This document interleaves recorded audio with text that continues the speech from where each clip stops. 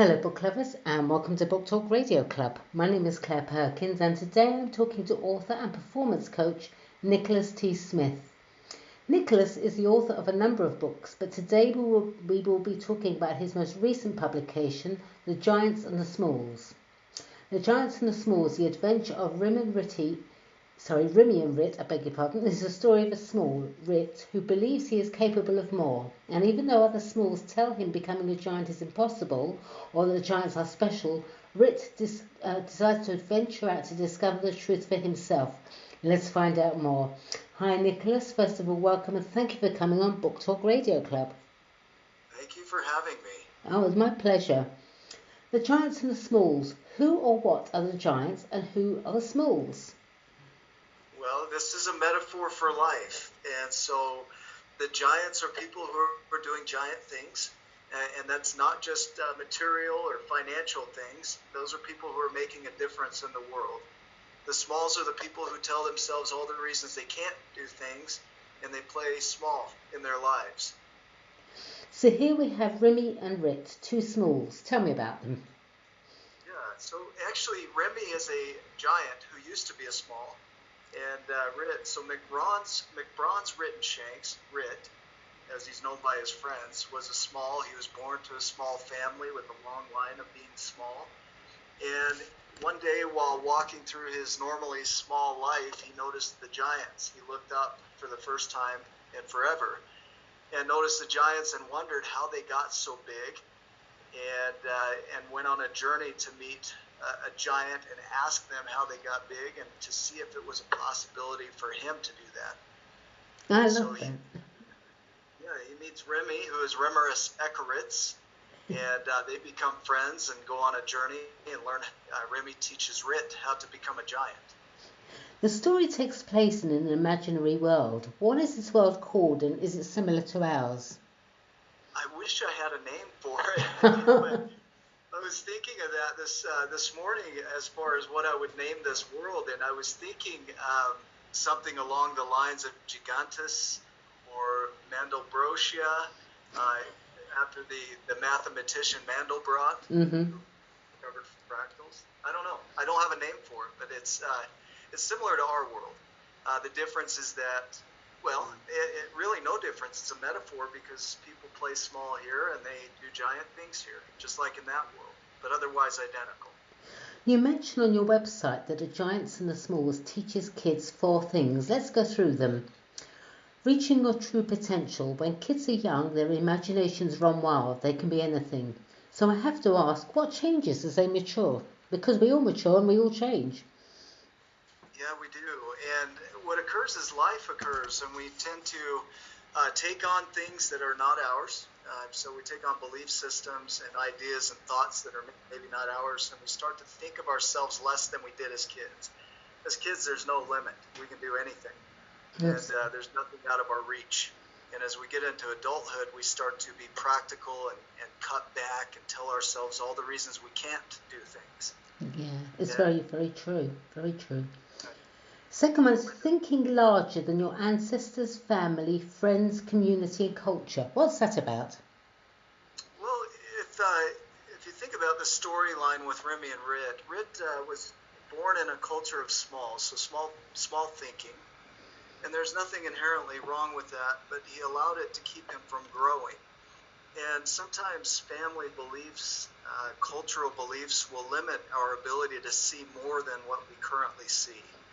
And we have to be willing to look outside of that. You know, if you look at our world right now, we have the coronavirus, for example, that's affecting everyone. And it's having an ability to see beyond boundaries that are self-imposed or familial imposed and reach out and grow into our potential regardless of what's occurring in the world. The third one is you are who you are being. This is a tricky lesson, but very important for every child. Why tricky and why important? Well, being something is different than wanting to do something. So being is a full body character of who you are at your core. And then you start to live into that. So to become a giant, you have to be a giant. You have to be the things that you want to see in this world. And so if you want to be a performer, you've got to be that performer. Does that make sense? Oh, very much so. Very much so. And the fourth one, becoming your best self, takes a lot of effort and commitment. This book demonstrates that no one is entitled to success. So how do you show or teach kids to become successful in the best way, of course? Well, helping kids to earn things and showing them that the things that they want are within reach, but they have to go out and put the effort into getting them. And it makes the world a level playing field. If no matter where you are in the world, you can accomplish something in that space if you're willing to go out and learn the behaviors and the thinking patterns that are necessary for you to get that. And a lot of people feel now that I've seen that there's this entitlement to those things without the effort. And this teaches kids to go out and work for it instead. The book is full of beautiful illustrations. Did you draw them? No, they would be stick figures if I drew them. They would be terrible. I have an artist out of Argentina that drew these for me, and just an incredible artist. He just has a talent with buildings and colors and characters and bringing them to life. Just an amazing job. Yeah, the illustrations they're magnificent, actually. They really are. The book is aimed at children, but will adults benefit from it, do you think? Absolutely. In fact, when I wrote the book, I did write it for adults. And so we all have a child within us. Mm-hmm. And that child sometimes didn't get the nurturing or the parenting that we needed. And so there's a chance for us to do that for ourselves. And this book teaches parents as much as kids that they still have giant potential within them and that they can still grow into it. I noticed that many of your social media posts have the words Sum Gigante. What is that and what does it mean? Yes, Sum Gigante is Latin for I am giant. And I create memes to help people to recognize their giantness and step into it and to start living their lives as giants would. To start asking themselves, am I playing small or am I playing giant? Am I a small or am I a giant? It's a kind of a reminder, huh? Giant, yeah. Let's talk a little. Oh, hang on, I missed a question.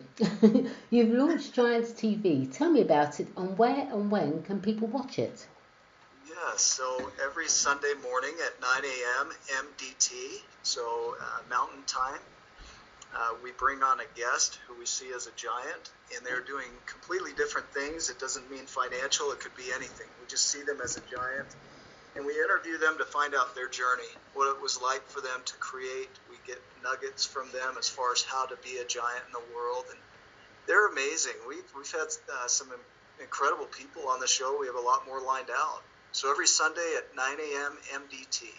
And where can people watch it? Is this on YouTube or is this on your website? Or?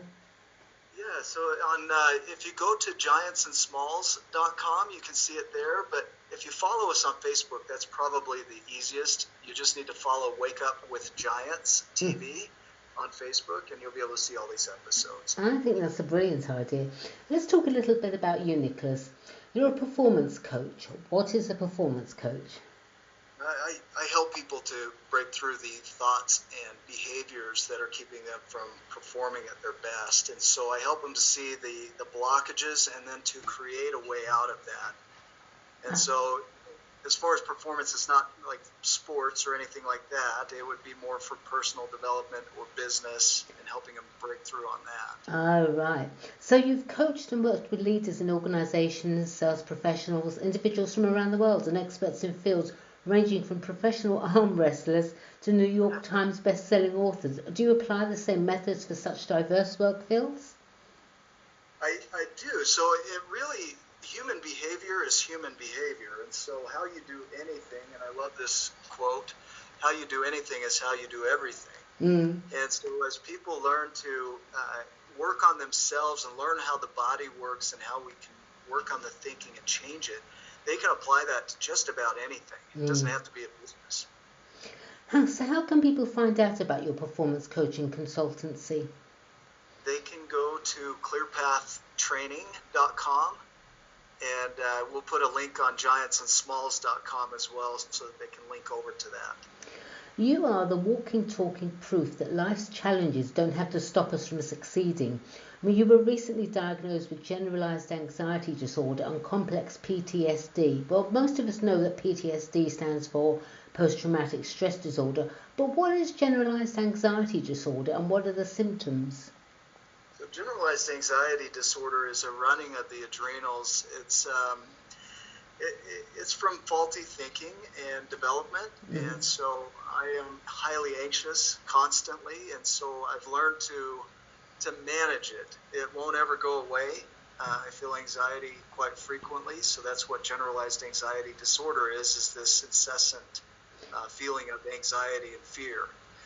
And so I've learned to manage it and work with it rather than run away from it, which is what I used to do in the past. And I think that when you can accept every part of you, the good and the bad, it becomes much easier. It does. It is a lot of work, you know, and having the right tools makes a difference.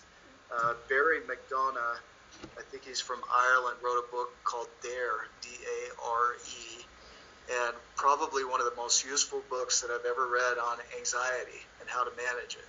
So that might be useful for your listeners. So how did you surmount these two challenges to be able to go on and write The Giants and the Smalls?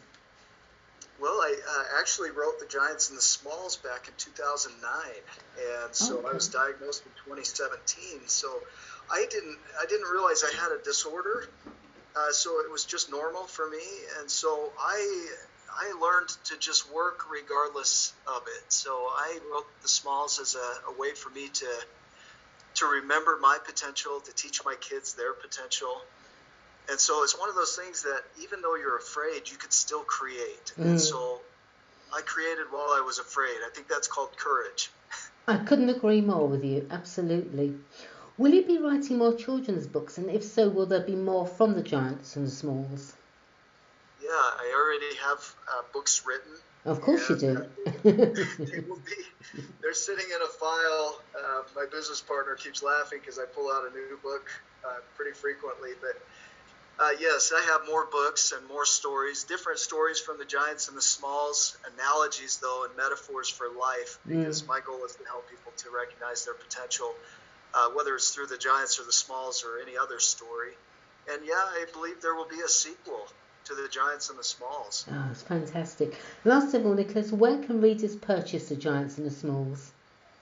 Yeah, so we just finished our Kickstarter campaign, and so we are in the process of doing the new layout and design for the book, and we have a printer in Tennessee in the United States that will be printing for us. So we're about 60 days out before we have it in print. But they can buy the ebook right now for $1 on our website at giantsandsmalls.com. And we have some nice bonuses for them for $1. We just wanted to make it affordable for everybody to get access to this book. Oh, that's fantastic. All right, well, thank you, Nicholas. Please come back on Book Talk Radio Club when you've published your next book. I'd love to chat with you and hear more. In the meantime, good luck for the future, and thank you, everyone, for listening to Book Talk Radio Club. Thank you very much, Nicholas. Thank you. Thanks for having me on. My pleasure. Bye now.